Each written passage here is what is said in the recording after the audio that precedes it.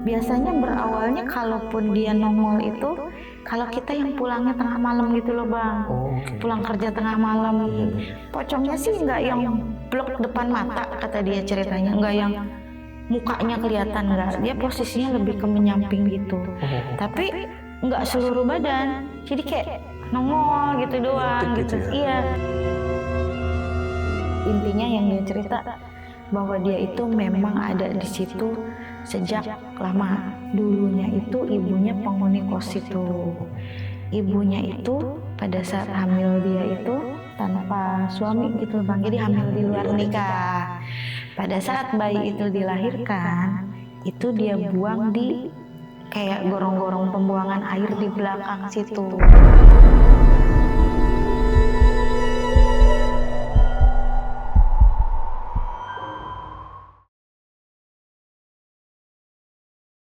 Assalamualaikum warahmatullahi wabarakatuh. Balik lagi di channel Kisah Tengah Malam bareng gue Saputra Kristiansyah. Dan seperti biasa hari ini gue udah menghadirkan narasumber yang bakal menceritakan pengalaman horornya saat ngekos di daerah Bandung.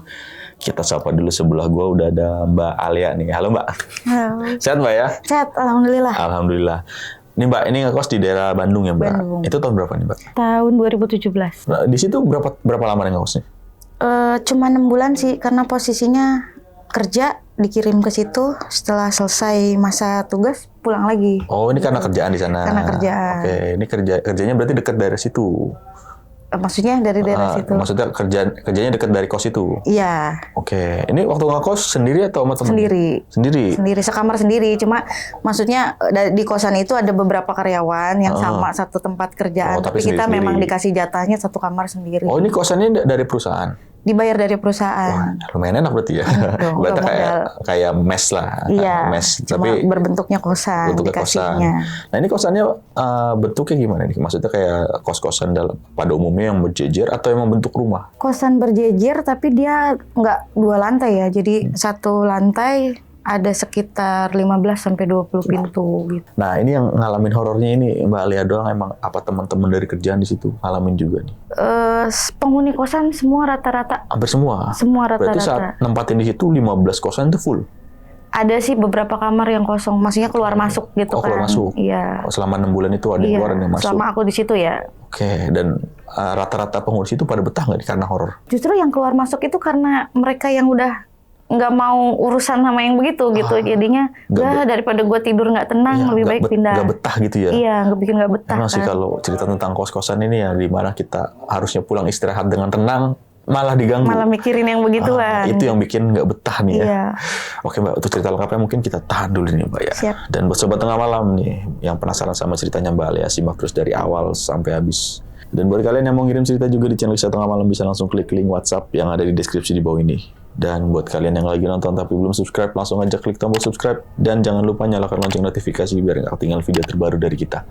Oke Mbak, langsung kita mulai aja nih Mbak ya. Siap. Kisah Tengah Malam dimulai.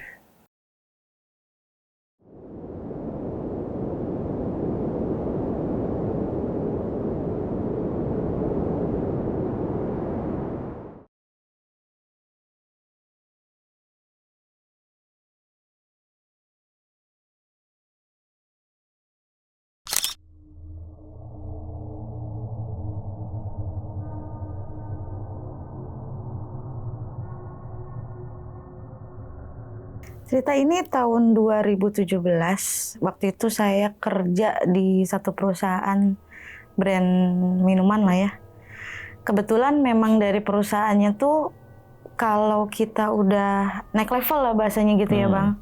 Mau nggak mau kita harus dikirim ke kota lain. Jadi untuk perbaikan nilai penjualan mungkin gitu kan. Mau nggak mau dong, tapi kan kita ditawarkan fasilitas dan nominal yang lebih gitu. Akhirnya karena dipikir-pikir, lumayan juga nih gitu kan untuk karir lah ibaratnya waktu itu. Jadi mau dipindah ke Bandung tuh ceritanya. Dari perusahaan udah ditawarin dari akomodasi, karena kita tidak berupa mes-mesan, akhirnya diberi fasilitas kosan yang dibayar dari perusahaan. Waktu itu berangkat sekitar 4 orang dari kantor aku ya. Di sana tuh masih ketemu lagi dengan orang-orang dari cabang lain gitu. Ketemu, dikasih tahu kosannya di belakang kantor karena biar kita bisa bolak-baliknya enak gitu kan. Waktu awal dikasih tahu tempat nih, nggak ada masalah sih Bang. Maksudnya ya kos-kosan pada umumnya lah. Cuma ruangan, kamar mandi di dalam, kasur, lemari biasa gitu. Cuma mungkin pas aku coba lihat bagian, jadi itu kan bentuknya letter U tuh ya, depan untuk parkiran, jemuran gitu. Ternyata di area belakang itu ada dapur, dapurnya kecil, dapur bersama gitu. Ada kayak space tanah sedikit lah gitu ya, kayak tanah kosong gitu yang ada kayak ada pohon pisang kecil, ada tanaman-tanaman kecil mungkin untuk ngadem lah gitu kalau anak-anak mau apa lagi nyuci apa di situ gitu kan. Itu pas coba ngeliat ini Mbak kan di apa ya kayak dikasih tahu sama yang jaga kosannya, nanti kalau mau masak di dapur di belakang ada, peralatannya ada, itu kalau Mbak nyuci di bagian belakang ada space lagi gitu. Begitu masuk ke daerah area dapur tuh memang hawanya udah agak-agak adem merinding kayak gitu ya Bang. Tapi kan pikiran aku kan apa karena hawa kota Bandung yang memang dingin gitu, karena memang datang juga waktu itu udah menjelang maghrib kan gitu. Emang hawanya yang memang adem kota Bandung gitu, atau karena saya orang baru juga di situ gitu. Udah tuh dikasih tahu kamar, kebetulan kamar saya tuh posisinya jadi dari dapur itu sekitar ada 3 kamar yang mendekati ke dapur gitu, 3 kamar sebelum ke dapur lah. Jadi akses bolak-baliknya tuh deket kalau ke arah dapur situ. Dapatlah kamar di situ. Nah posisi tuh, jadi kita kan letter U gini kan, ini space dapur, ini U, ini gimana sih gini. Nah di sini nih dapur sama yang ada space untuk ini. Depan kamar aku tuh ada penghuninya semua dan bukan dari karyawan yang sama, dari perusahaan yang sama. Yang satu deret ini masih satu perusahaan yang sama. Malam itu seperti biasa, nggak ada masalah. Cuma namanya kita orang baru, apa ya, tidur di tempat baru kan masih agak-agak gimana kadang ya Bang ya, susah tidur gitu, adaptasi gitu. Pagi bangun, mulailah tuh kenal dengan penghuni kosan kanan kiri gitu, perkenalan lah biasa. Kerja hari itu pagi seperti biasa normal. Terus di tempat kerja nih temen aku satu bilang, lo udah kenalan belum sama kosan yang kamar depan gitu? Kalau ketemu sih udah, tapi kalau ngobrol-ngobrol belum. Nggak, kayaknya yang kamar depan lu tuh pas persis banget kamar depan lu nih, orangnya kayaknya agak-agak apa ya, agak aneh kayak introvert gitu loh Bang, banyak sendiri di kamar katanya gitu. Maksudnya kayak ngobrol sama orang tuh agak susah gitu, jadi kayak cuma selewat senyum gitu doang, banyak masuk lagi diajak ngobrol nggak terlalu yang respon yang gimana-gimana gitu. Terus aku bilang ya mungkin kan karena kita baru kenal aja kali gitu, nggak jadi masalah. Udah tuh Bang seperti biasa, 1 hari, 2 hari, 3 hari semua masih aman. 3 hari udah mulai kenal dong sama penghuni-penghuni yang lain gitu kan, kayak misal kita di dapur sempet ngobrol apa gimana gitu. Ketemulah tuh sama penghuni kamar yang agak depan. Lalu namanya mungkin Amel nih. Mbak, gimana di sini, betah nggak? Biasa basa-basi lah kita namanya penghuni baru. Ya dibetah-betahin Mbak, namanya orang lagi kerja gitu. Nanti kalau misalnya Mbak udah kenal sama dia, yang ngasih tahu duluan tuh Bang. Mbak udah kenalan sama yang kamar depan. Kalau kenalan secara dekat sih belum, cuma kemarin sempat tegur sapa aja karena waktu ke dapur kita sempat papasan.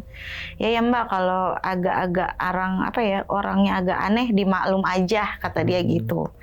Ya aku pikir kan mungkin apa mereka punya masalah pribadi gitu ya Bang, makanya kayak kok belum apa-apa udah ngomongin orang gitu kan.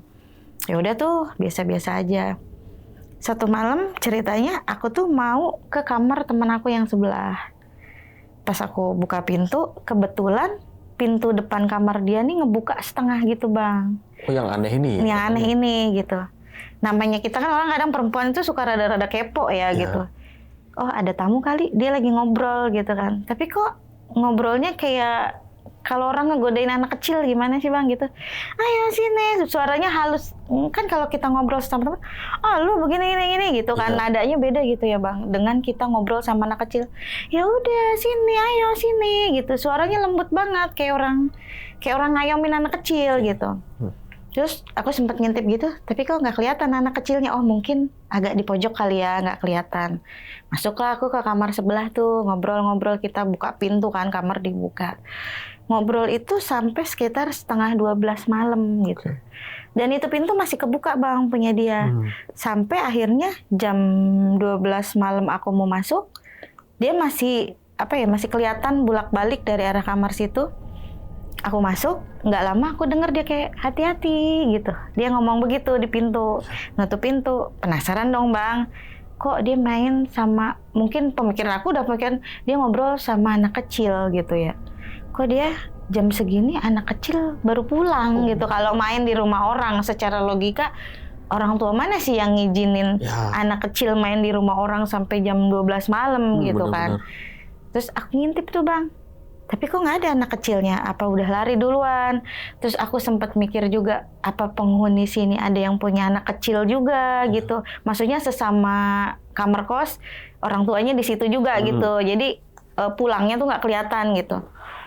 Dah aku pikir ya sudahlah, mungkin memang orang sini juga. Tutup pintu tuh Bang, nggak jadi masalah. Besokannya aku sempat lihat lagi tuh dia keluar masuk lewat gitu kan, tapi pintunya agak ditutup. Nah dari agak ditutup itu kan kedengeran ya, namanya kita kosan berdempet gitu kan, kayak orang ngobrol. Terus dia kayak ketawa-ketawa sendiri gitu kan, kayak lagi ngobrol, tapi kok nggak ada lawannya yang dia ketawain gitu. Harusnya kalau memang dia lagi ngobrol atau ketawa-ketawa ada suara lawannya dong gitu kan. Dari situ tuh udah mulai, berarti yang omongan yang aku ngobrol sama si Amel ini yang ketemu di dapur, kalau dia agak aneh dimaklum aja gitu. Mungkin itu kali ya gitu kan. Aku pikir mungkin apa gangguan jiwa, apa punya depresi sendiri gitu. Tapi kalau dari sehari-hari normal gitu, dia kerja biasa gitu. Di jam-jam tertentu dia pulang. Sampai satu hari ceritanya nggak sengaja kita di dapur nih Bang, masak mie bareng kan. Aku iseng nanya, Mbak yang suka main sama Mbak di kamar anak siapa? Saya bilang gitu. Itu dia langsung ngomong gini Bang ke aku, emang Mbak pernah lihat? Mbak kenal? Mbak tahu? Katanya gitu. Tapi mukanya nggak yang kayak orang yang kayak orang yang kaget atau gimana gitu loh Bang. Kayak yang seneng aja aku tanya gitu. Oh Mbak tahu ya? Mbak melihat ya? Kayak gitu. Terus aku bilang, enggak sih, cuma kayaknya Mbak kayak lagi main sama anak kecil gitu. Aku bilang, soalnya kayak lagi manja-manjain anak kecil bahasa-bahasanya. Anak tetangga sini Mbak gitu. Terus dia cuma ketawa, dia bilang, iya yang biasa main ke kamar aku katanya gitu. Terus aku tanya lagi, mainnya sampai malam ya Mbak? Emang orang tuanya nggak nyariin? Dia cuma senyum gak jawab, enggak Mbak udah biasa katanya gitu. Iya. Ya udahlah, aku pikir nggak aneh ya namanya begitu. Biasa tuh. Kita, udah ya Mbak, aku udah bikin mie, aku masuk kamar ya. Iya boleh gitu. Aku belum masuk kamar, terus aku ngedenger dia ngomong, sana dong, kamu tunggu di sana, nanti aku ke sana, katanya gitu. Sempet aku ngelirik lagi gini, lah dia ngobrol sama siapa gitu kan. Tadi nggak ada orang kan di dapur gitu Bang. Cuma, gue lapar gitu kan, gue mentingin dulu perut kan. Masuk kamar, cuma memang posisi kamar aku tuh nggak ditutup, maksudnya nggak rapet gitu Bang. Sambil makan, namanya kita deket pintu kan otomatis kelihatan dia masuk. Terus dia masuk tuh sambil bawa piring, sambil kayak orang yang ayo gitu loh, kayak ngegiring anak kecil gitu loh. Tapi sendiri? Sendiri. Aku kan jadi gini, nih orang kenapa ya? Kayak ngegiring-giring anak kecil jalan, tapi kan dia sendiri gitu. Dia masuk kamar, terus dia masih ketawa-ketawa gitu, tutup pintu. Dari situ, besokannya, ceritanya kan hari libur tuh Bang. Namanya di kos-kosan kan hari libur, biasa ada yang nyuci, ada yang apa gitu. Kebetulan sama si Amel ini aku udah mulai deket tuh Bang.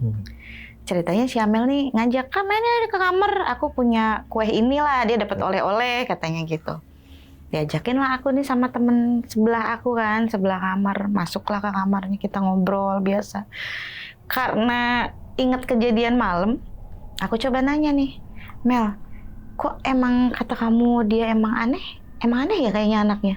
Terus si Amelnya bilang, emang mbaknya ngelihat apa? Katanya gitu, ngelihat dia gimana? Kemarin aku bikin mie bareng tuh di dapur. Tapi waktu dibikin mie kan dia sendiri.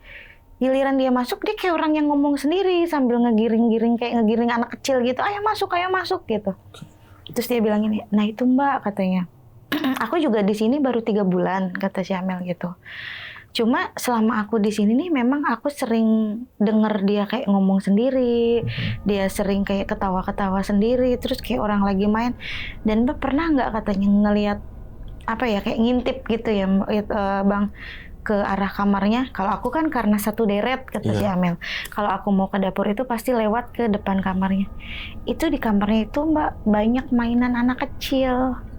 Kayak boneka yang kayak begitu. Aku bilang kalau boneka kan perempuan mah banyak yang pada punya ya di kamar gitu.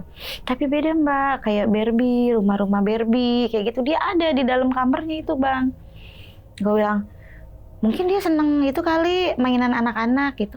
Masalahnya tuh Mbak, dia tuh aneh. Kalau buat anak kos ini nih dia tuh udah kelihatan gelagat aneh. Cuma kita nggak berani tanya katanya gitu. Karena aku tuh tipe orang yang penasaran gitu ya Bang. Aku pengen deket nih sama nih anak gitu kan. Dia emang kerjanya agak jauh kan. Jadi memang nggak searah kalau kita keluar pagar pun dia ke kanan aku ke kiri. Satu waktu ceritanya aku memang izin pulang agak siang. Maksudnya belum waktunya pulang aku izin karena memang agak kurang enak badan. Pas aku pulang ternyata dia udah ada di situ tuh Bang.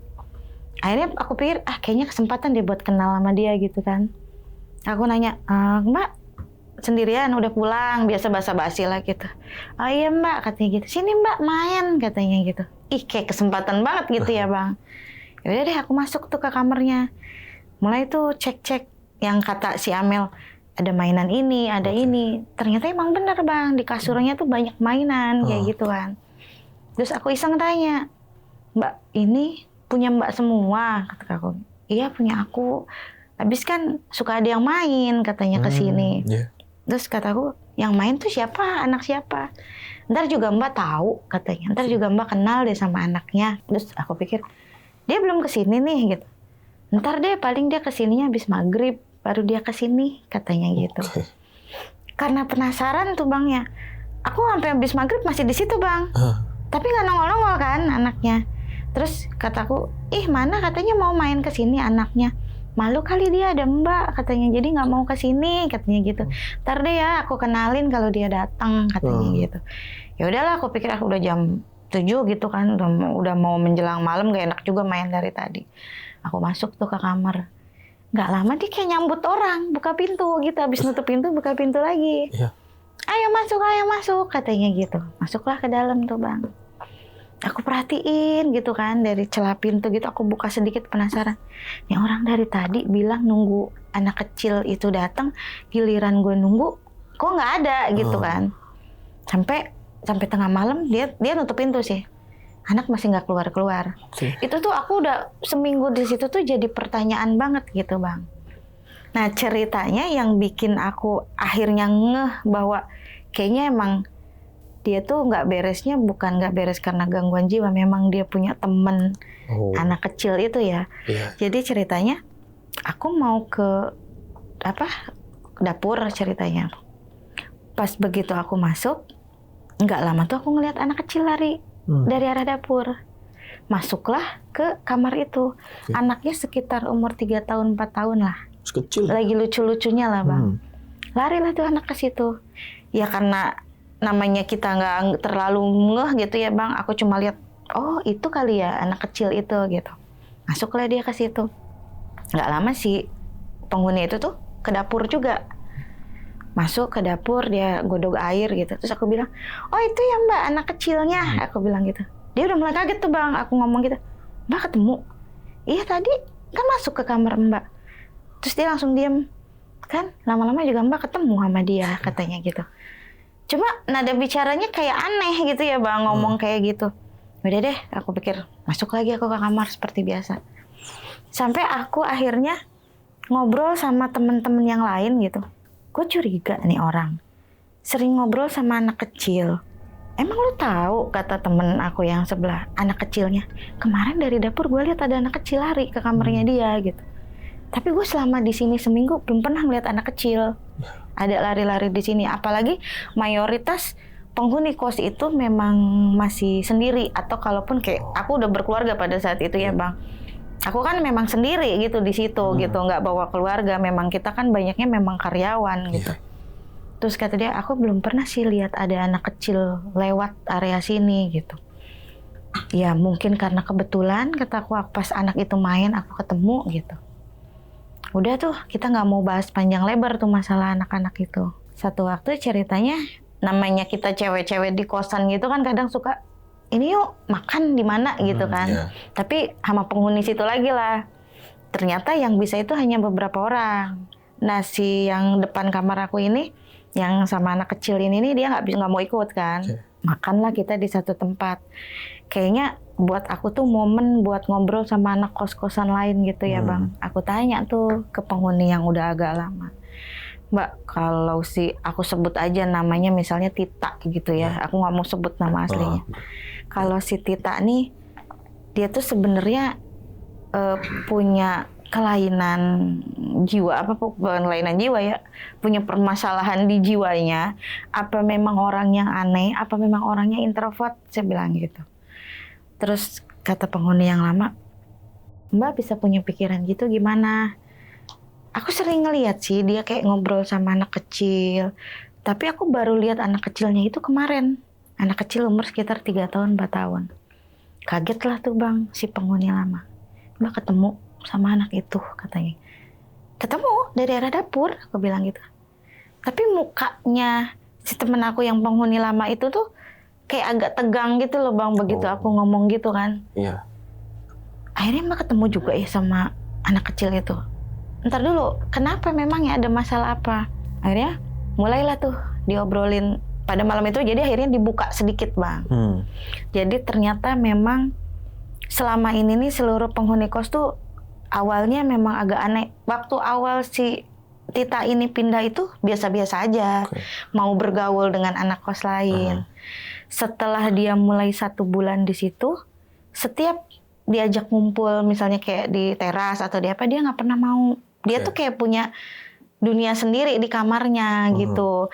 Alasannya, enggak deh aku ntar aja lagi sibuk, apalagi teleponan kayak apa gitu. Dia selalu punya alasan untuk menyendiri di kamar. Tapi yang kita dengar selalu kayak dia lagi ngobrol sama orang gitu.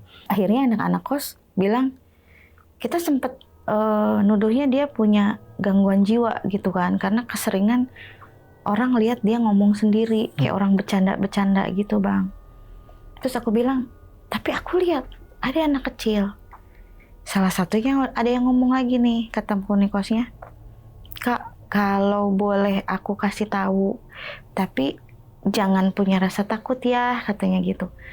Jadi di sini nih memang ada anak kecil penghuni di sini. Dia itu memang suka berkeliaran di sini. Dan yang sering dilihat tuh memang masuk ke arah kamar si Tita ini gitu. Jadi makanya anak-anak kos itu sebetulnya sudah curiganya bahwa Tita tuh selama ini komunikasinya dengan anak itu gitu loh Bang. Cuma anak-anak kos nggak mau negor, nggak mau nanya karena kan itu bersifatnya pribadi banget ya. Takutnya dia kesinggung atau gimana. Terus aku pikir ya aku tuh orangnya seneng seneng kalau hal-hal yang gitu tuh kayak penasaran banget mumpung gua ketemu orangnya gitu kan. Satu waktu aku mulai deketin tuh, kita mulai sering ngobrol bareng, sering ketemu. Tapi setiap aku ngobrol ataupun ada di kamarnya dia, nggak pernah ada itu anak kecil itu. Sampai akhirnya aku beraniin diri tanya tuh Bang, Tita, gue mau nanya, lu selama ini sebenarnya anak kecil itu siapa? Karena yang gue perhatiin tuh anak, maksudnya kamu selalu kayak orang berpamitan di tengah malam dengan alasan anaknya baru pulang tengah malam. Kayaknya nggak mungkin deh. Saya selama di sini udah hampir 2 minggu, 3 minggu lah waktu itu, nggak pernah berpapasan sama orang penghuni kos yang punya anak. Semua rata-rata sendiri gitu. Terus akhirnya dia mulai tuh agak-agak ngelamun dulu. Baru nggak lama dia bilang gini, Mbak mau percaya cerita saya nggak? Katanya gitu dulu di awalnya. Terus aku bilang, cerita apa dulu? Terus dia bilang, sebetulnya saya takut mau cerita ini sama orang. Karena orang pasti nganggapnya saya tuh nggak waras, katanya gitu. Terus aku bilang, enggak lah, kenapa mesti harus nganggap nggak waras? Kalau memang itu yang kamu alamin gitu. Akhirnya dia mulai tuh cerita. Aku sih terserah Mbak ya mau percaya apa enggak. Tapi memang ini yang selama ini aku alamin, aku rasain. Tapi aku percaya karena mungkin usia kita agak jauh ya. Aku lebih tua di atas dia. Jadi selama ini aku tuh memang punya teman kecil, anak kecil yang suka di sini itu, yang pernah Mbak lihat dari arah dapur itu memang anak kecil penghuni sini. Dia bilang gitu. Dia itu udah di sini itu semenjak ibaratnya tahun-tahun udah lama banget gitu lah Bang gitu. Terus bisanya kamu jadi kayak berteman gitu gimana ceritanya?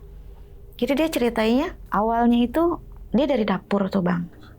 Dari dapur itu dia ngelihat anak kecil duduk di kayak pohon-pohon. Ada pohon pisang yang kecil-kecil segini yang baru-baru tunas. Terus ada kayak pot-pot gitu. Anak kecil lagi main di situ. Awalnya dia pikir itu anak manusia biasa gitu loh Bang. Dia deketin lah karena dia suka anak kecil. Tanya-tanya ngobrol.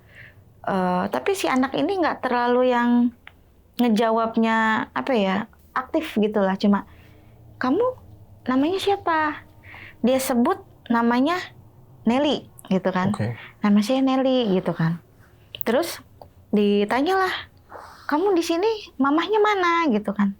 Dia cuma geleng-geleng doang. Karena dipikir sama si Tita ini anak kecil diem di situ malam-malam gitu kan, habis maghrib posisinya. Yuk main yuk di kamar kakak yuk gitu. Diajaklah diawalin di situ Bang.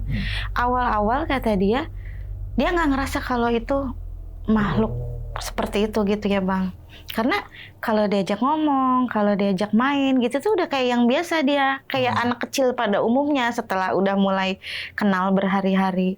Sampai pada satu waktu ceritanya yang bikin dia akhirnya ngeh kalau itu bukan anak kecil pada umumnya.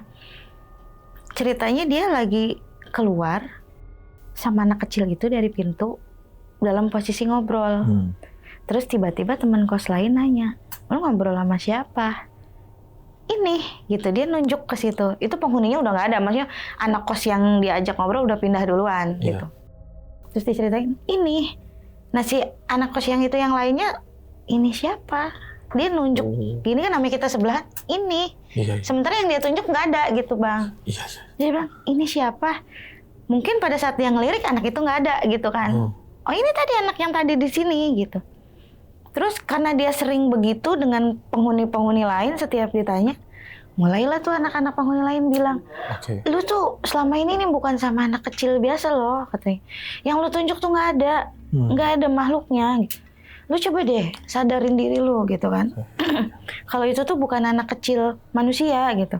Mungkin karena sering banyak orang yang negur seperti itu, akhirnya dia katanya memberanikan diri untuk tanya jawab dengan anak itu gitu loh Bang. Ternyata setelah versinya dia ya, setelah dia ngobrol-ngobrol atau gimana, aku nggak ngerti sih versinya dia seperti apa. Intinya yang dia cerita bahwa dia itu memang ada di situ sejak lama. Dulunya itu ibunya penghuni kos itu.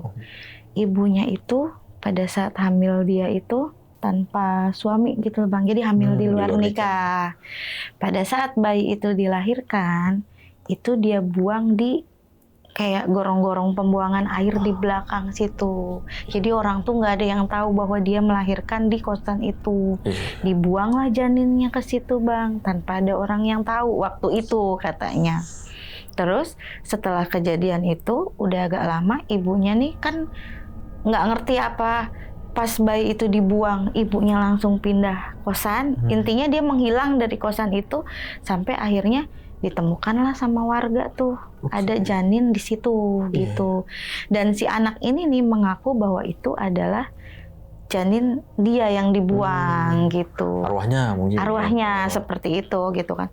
Kalau secara logika kan kayak masa sih gitu ya Bang ya, kan waktu yang dibuang janin gitu kan, bukan berupa anak kecil. Tapi kan mungkin namanya kita dunia begitu, kita nggak tahu ya Bang apa itu bentukannya korin atau apa, kan kita nggak paham. Tapi dia mengakunya seperti itu gitu. Akhirnya karena di awal-awal setelah cerita itu nih, si anak nih kayak orang yang tadinya biasanya main seneng jadi kayak yang berubah kayak sedih gitu katanya. Ini anak nih sering sedih gitu loh Mbak, begitu setelah dia cerita yang seperti itu. Intinya dia tuh ngerasa kesepian, dia nggak punya nggak punya ibu, mungkin begitu bahasanya. Akhirnya karena di sini penghuninya mayoritas adalah orang-orang yang sudah gadis, sudah dewasa, dia nggak punya teman, mulailah dia ngedeketin aku, Kak. Dan mungkin dipikirnya karena aku sama anak kecil itu legowo lah kayak gitu, dia betah lah dekat dengan aku, Kak. Walaupun aku tahu dia tuh bukan makhluk seperti itu. Tapi kata si Tita ini, dia nggak ganggu aku loh, Kak. Dia cuma seneng main aja. Dan kalaupun aku tidur, dia nggak pernah ngeganggu. Dia cuma ada di kamar aku atau bolak-balik, katanya gitu. Udah tuh, aku udah mulai begitu dapat cerita itu, namanya kita diceritain hantu gimana sih Bang? Agak blank gitu ya. Gila nih kosan ada hantu anak kecil dong gitu kan. Begitu aku pulang malam itu tuh aku benar-benar nggak bisa tidur Bang. Di saat aku nggak bisa tidur itu tuh, aku ngedenger suara anak kecil ketawa-ketawa lari-lari di depan kamar gitu. Karena udah tahu cerita begitu, udah gue nggak mau keluar. Nih pasti nih anak itu gitu kan. Tidur pagi. Besoknya aku cerita tuh sama anak-anak yang lain. Ternyata gue dapet ceritaan dari si Tita nih begini. Nggak ada yang percaya dong Bang. Masa sih katanya sampai segitunya gitu kan. Sampai akhirnya pada satu waktu gue bilang, ya udahlah kalau lo nggak pada percaya, yang penting gue sih ngerasanya selama ini yang dia lakuin tuh bener, dia bukan karena gangguan jiwa atau gimana, memang dia komunikasi dengan makhluk seperti itu. Ya kalau pikir aku selama dia nggak ganggu kita ya udah biarin aja, nikmatinlah dunia dia gitu ya Bang. Ceritanya pada saat itu aku udah 1 atau 2 bulan ya, ada kejadian lagi tuh Bang. Temen kosan 3 kamar dari aku nih kehilangan duit tuh Bang. Geger lah tuh, biasa kan saling tuduh menuduh tuh Bang. Terus si Tita ini nih bilang, bukan penghuni kos ini yang ngambil, katanya Mbak, yang ngambil tuyul, katanya gitu. Terus aku bilang, lu tahu dari mana ada tuyul di sini gitu? Nggak percaya, coba aja deh, Mbak ntar juga ada lagi deh berita kehilangan lagi duit, katanya gitu. Terus udah tuh, nggak diributin lagi tuh Bang masalah hilang duit itu. Malam keberapanya lagi, ternyata ada yang kehilangan lagi tuh. Temen aku di kosan itu. Kalau menurut orang Sunda lah bilang atau orang manapun pasti coba deh kalau duitnya biar nggak hilang diikat sama karet gitu kan ya Bang ya. Aku ikutin tuh Bang, diikat sama karet. Terus aku tuh lihat kayak di obrolan-obrolan orang kan kadang suka bilang, kalau lu penasaran sama tuyul, coba katanya kasih baskom depan pintu gitu kan.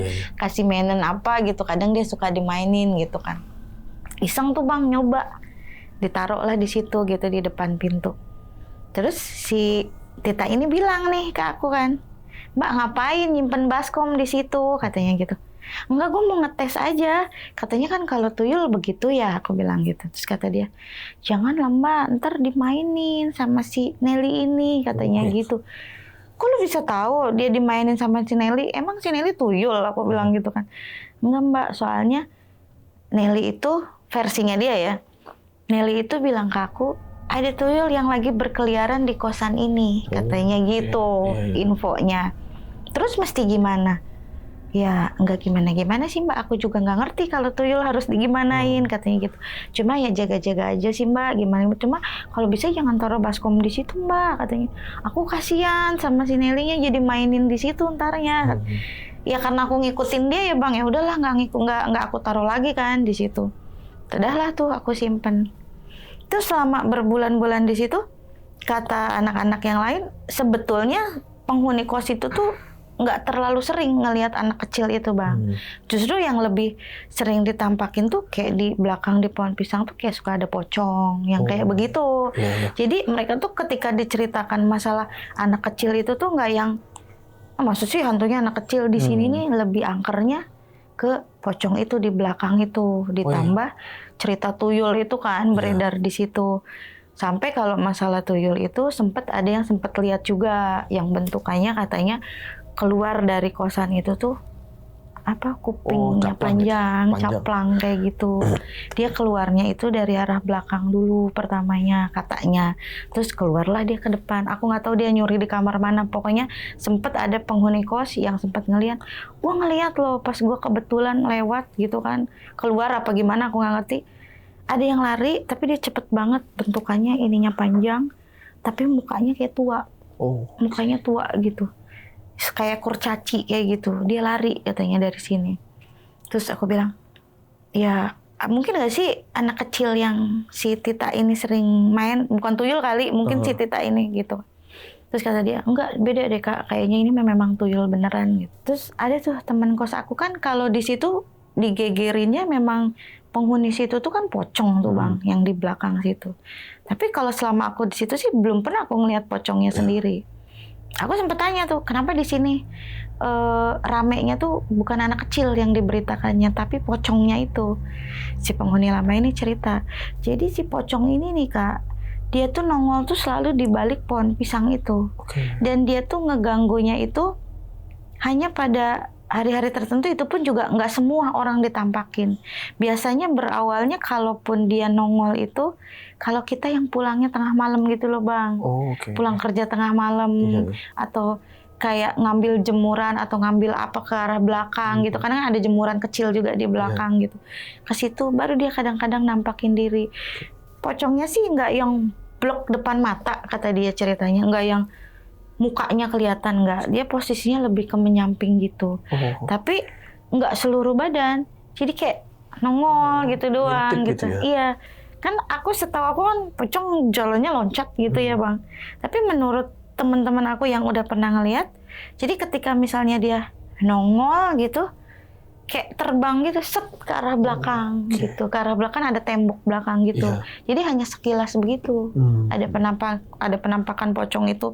Tapi nggak semua orang lihat. Tapi akhirnya jadi rumor di situ bahwa kosan itu tuh ada pocongnya katanya gitu.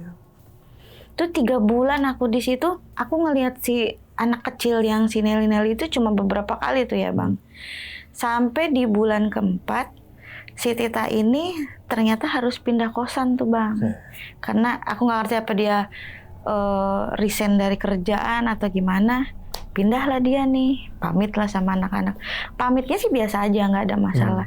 Tapi setelah kepergian si Tita ini anak kecil ini udah mulai merajalela jadinya Bang. Karena mungkin dia nggak punya temen. Si Titanya nggak ada. Yang gangguannya itu kayak perabot dapur, dilempar-lempar, pada jatuhan semua. Yang pintu digedor-gedor. Yang kalau misalnya kita nih buka kamar gitu kan, kamar kebuka gitu. Itu yang boneka misalnya udah kita rapihin nih Bang di kasur. Tiap perempuan kan pasti punya ya, udah kita rapiin nih di kasur. Ntar kita tinggal sebentar gitu ke kamar mandi, dia udah berantakan lagi. Jadi ngusilin gitu loh semenjak kepergian si Tita ini. Sampai akhirnya penasaran kita kan dengan kok jadi begini gitu. Setelah itu ngobrol lah kita sama ibu kos, diceritakan lah begini gitu kan. Terus ibu kos bilang, ibu nggak tahu mesti gimana karena memang rumor yang beredar memang seperti itu katanya. Sekarang kalaupun mau diusir, dia memang udah lama di sini, mesti digimanain gitu kan. Sampai pada satu puncaknya itu ceritanya si kamar yang bekas Tita itu masih kosong Bang. Cuma memang kamar kos yang kosong di situ memang nggak dikunci, maksudnya nggak dikunci yang kuncinya dibawa ke ibu kos, kuncinya memang ngegantung di kamar situ. Itu di kamar itu namanya pintu itu kayak orang yang dimainin. Kalau setiap malam, jadi kayak orang yang mau masuk tapi nggak bisa masuk gitu, ketlak-ketlak mungkin dia nyari gitu kan. Itu setiap hampir selama beberapa hari itu berisik banget di kamar situ setiap malam. Tapi setiap dilihat nggak ada, suara anak kecil nangis, yang mungkin kayak nangisnya tuh kayak yang gimana sih kalau anak kecil ditinggal sama ibunya atau sama kakaknya gitu, nangisnya gitu. Tapi kalau dilihat nggak ada, dan itu tuh posisinya selalu ada di belakang dapur suaranya ke arah-arah situ. Sampai akhirnya sampai udah berapa bulan gitu aku di situ, kayaknya nggak enak banget ya tiap pulang kerja kalau ditampakin jarang memang, tapi dengan suara anak kecil nangis, dengan suara di dapur yang berisik, dengan kita yang harus ngerapihin mainan. Kadang nggak jarang itu, kayak kan aku punya kayak gantungan kunci yang boneka-boneka gitu ya Bang. Itu gantungan kunci itu tuh kan namanya kita kunci, misalnya ngegantung gantungan kunci gitu kan, kalaupun kena angin dia muternya biasa gitu ya Bang. Itu muternya sampai kayak cepet kayak dimainin orang gitu. Jadi apapun yang di kamar anak-anak kos itu yang berbentuknya mainan anak-anak itu dimainin semua sama dia. Iya. Jadi kayak bikin kacau di kos-kosan gitu. Satu persatu tuh yang kosan ujung sebelah sana, gue mau pindah aja lah mbak, nggak kuat gue tiap hari harus begini, belum ngedenger suara anak kecil itu, belum harus ngeberesin, udah kita rapihin, diituin lagi. Kalau dipikir logika sih, apa ya, kok bisa sampai nyeret-nyeret barang gitu. Tapi ya gimana, memang kenyataannya seperti itu tuh bang. Sampai akhirnya setelah aku mau habis kontrak tuh ceritanya, aku ngeberesin perabot-perabot aku tuh bang. Satu boneka memang sengaja aku simpen gitu kan di atas kasur. Yang satu aku udah masukin semua. Sisa satu tuh. Pas udah sisa satu aku masukin. Bonekanya tuh kan dulu ada boneka yang pakai dot-dotan gitu, gitu kan. Itu sebetulnya kan kalau namanya dot-dotan itu nggak pernah dilepas tuh kenceng, bang. Tiba-tiba tuh si dot itu tuh lepas. Pas aku habis dari kamar mandi gitu. Loh kok lepas? Tadi kan nyambung, emang sengaja nggak mau aku bawa gitu kan si boneka itu. Aku pasangin lagi. Nggak lama aku tinggal, itu udah lepas lagi si dotnya itu. Sampai beberapa kali kayak gitu lagi tuh bang. Akhirnya karena temen aku bilang, buang aja kenapa? Ke belakang katanya gitu. Mungkin mau dimainin tuh sama si Nelly katanya gitu. Itu aku buang ke belakang bang. Buang ke dapur tuh. Pagi-paginya itu udah ada di depan pintu kamar aku lagi. Si boneka tuh balik lagi gitu. Sampai kayak gitu terus, akhirnya terus menerus. Aku pikir kayaknya gue nggak kuat deh di sini. Karena itu anak udah mulai ngeganggunya bener-bener ekstrim gitu kan. Sampai aku telepon tuh ceritanya, kan aku masih punya kontak si Tita itu kan. Aku tanya tuh, itu di mana? Gue pulang kampung katanya gini. Ceritain lah tuh bang, keadaan di kosan semenjak lu pergi nih begini. Terus dia bilang gini, Mbak coba deh Mbak ke belakang katanya gitu. Ada nih sebelah pohon pisang, ada kayak got gitu. Mbak kalau Mbak Muslim kan, nanya dulu gitu. Iya gue Muslim. Coba deh Mbak bacain surat di sambil sholat di air. Dia cuma minta didoain itu mbak, tapi airnya tolong buang ke situ katanya gitu. Aku coba tuh bang malam itu, tapi mau keluarnya takut, karena kan memang posisinya aku pulang kerja ya. Udah bikin nih airnya, gue mau buang tapi gue nggak berani sendiri gitu. Akhirnya aku minta bantuan temen kan, ke situ yuk. Gue telepon si Tita, gue disuruh begini gitu. Akhirnya diantarlah sama temen.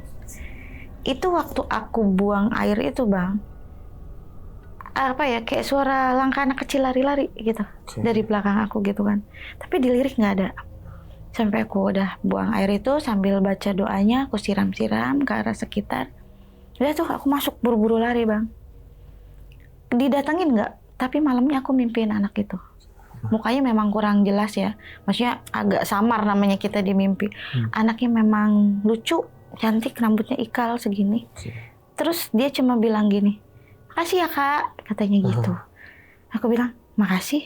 Maksudnya apa gitu kan ya. Udah tuh, paginya aku telepon ke Tita. Gue udah laksanain nih tugas lo gitu. Buat nyiram bekas got itu.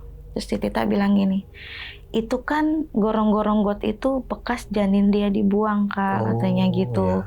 Jadi kenapa aku selama di situ dia nempel ke aku itu, karena aku setiap malam Jumat itu selalu ngedoain dia pakai air Yasin dan selalu aku siramin di situ.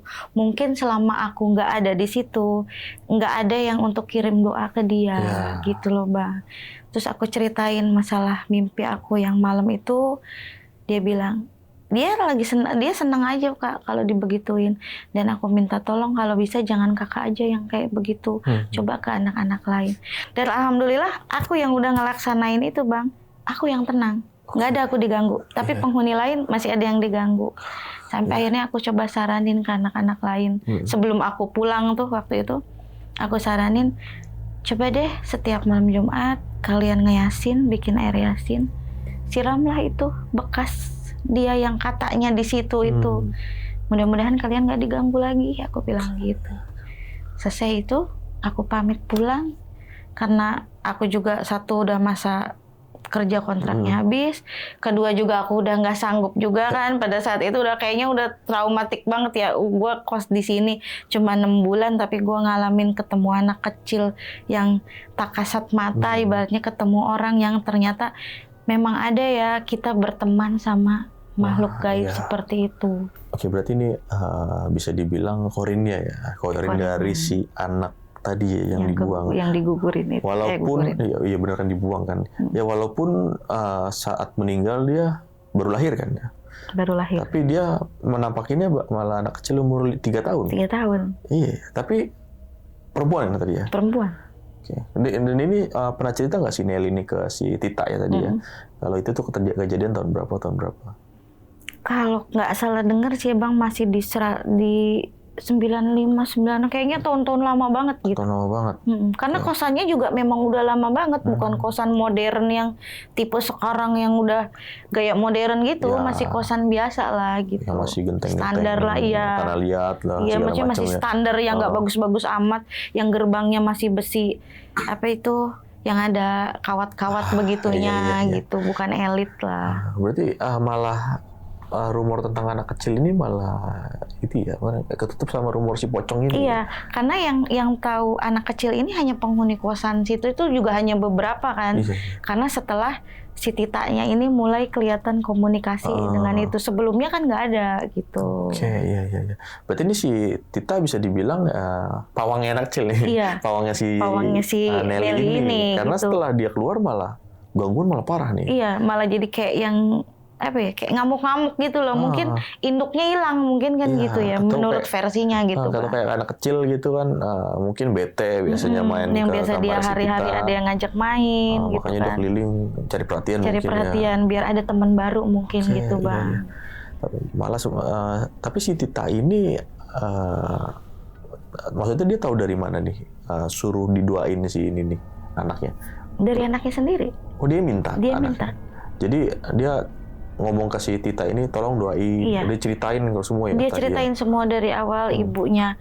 Aku dibuang, jadi pada saat melahirkan itu entah mungkin pada saat lahir meninggal apa entah sengaja digugurin, kita nggak tahu ya Bang versinya seperti apa. Yang jelas si janinnya itu dibuang di belakang kosan, tapi setelah itu dibuang ibunya sudah tidak ada di kosan situ. Tapi kalau janinnya sih diketemuin sama penghuni kos itu. Oke, tapi si ibu kos ini tahu nggak kejadian itu?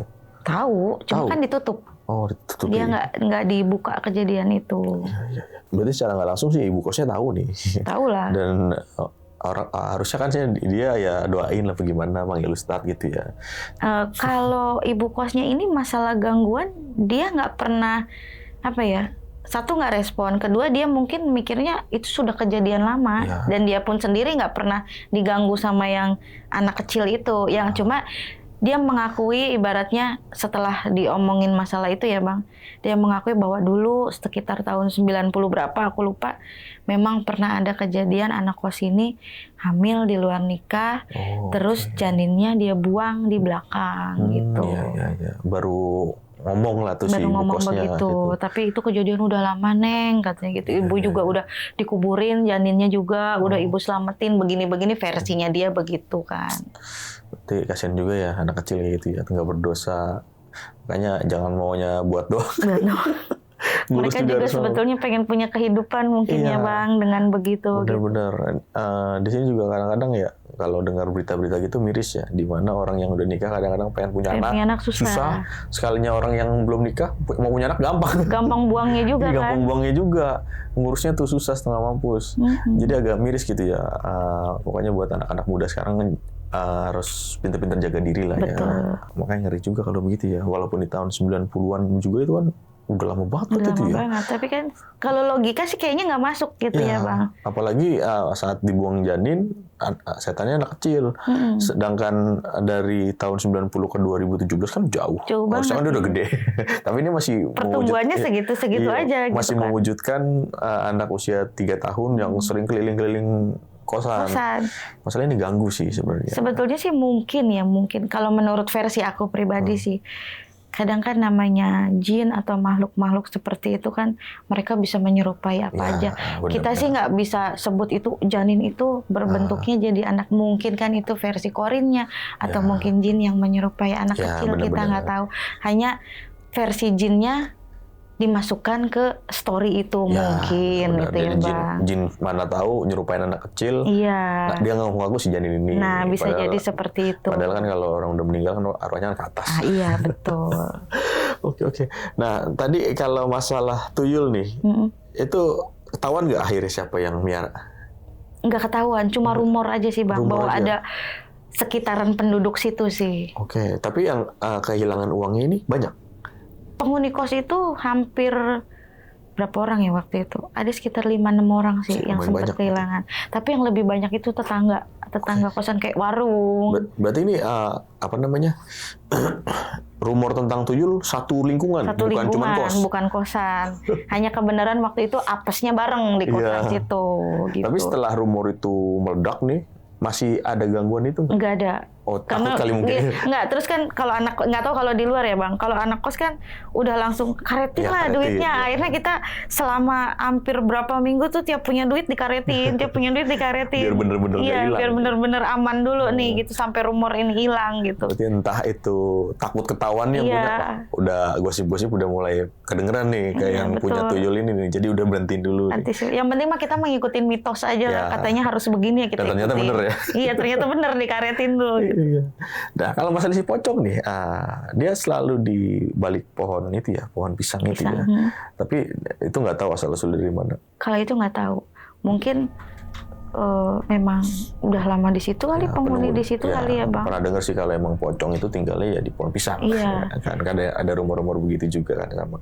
Mungkin ya benar walaupun pohon pisang nggak terlalu gede itu ya. Nggak terlalu gede, nggak. Maksudnya bukan yang tinggi itu, kayak di kebun-kebun gitu nggak. Jadi kayak memang mungkin itu nggak sengaja tumbuh juga. Jadi kan kalau pohon pisang kan satu mati, ntar ada lagi kadang gitu kan. Paling begitu doang. Berarti pocongnya kecil ini ya? Lah kalau kecil nggak, aku kurang tahu, cuma apa ya, pohonnya sekitar segini sih Bang. Dia kan nggak seluruh badan kelihatannya. Oh, palanya jadi hanya begini-begini doang. Lagian juga ketika ditampakkan itu bukan kita lagi berhadap-hadapan Bang. Misalnya posisi mau masuk dapur tiba-tiba nggak sengaja lihat begini gitu. Iya. Jadi orang udah keburu lari dulu kan. Bener-bener. Berarti nggak tahu bentukan aslinya kayak apa. Cuma sempat ada yang ngelihat begitu abis miring begitu dia terbang lah ke belakang gitu. Berarti nggak tahu bentuk asli gimana, mukanya gimana. Mukanya gimana nggak kelihatan. Motif-motifnya itu gimana nggak tahu ya. Aduh, kacau sih. Berarti kurang lebih tadi berapa bulan, Mbak, di sana? Aku hampir 6 bulan. Hampir 6 bulan di sana ya? Iya. Itu nggak betahnya karena emang ada anak kecil ya? Iya, kan keganggunya karena suara nangisnya itu yang malam-malam itu, Bang. Bisa bayangin sih, anak kecil nangis kalau ditinggal orang tua kan ngejer gitu. Begitu setiap malam. Walaupun nangisnya apa ya bukan yang kayak tantrum gitu, enggak ya. Tapi kan namanya kita pulang kerja capek, terus belum diusilin dengan barang-barang yang berantakan, yang dari sini posisi pindah sini.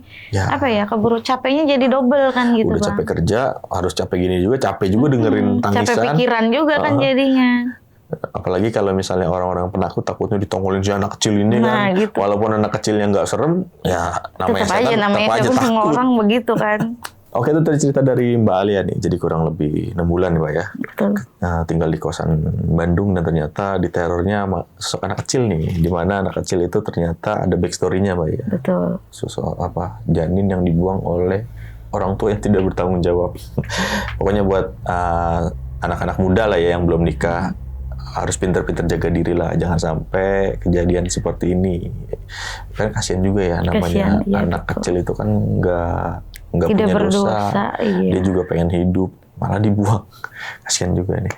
Oke Mbak Ella, thank you banget nih. Sama-sama. Udah mau share pengalaman pribadi yang luar biasa. Dan buat Sobat Tengah Malam, gimana pendapat kalian tulis di kolom komentar. Kalau kalian suka dengan video ini bisa share, like, dan subscribe channel ini. Oke, segitu dulu dari kata gue Putra pamit undur diri. Mbak Alia juga pamit undur diri. Wassalamualaikum warahmatullahi wabarakatuh.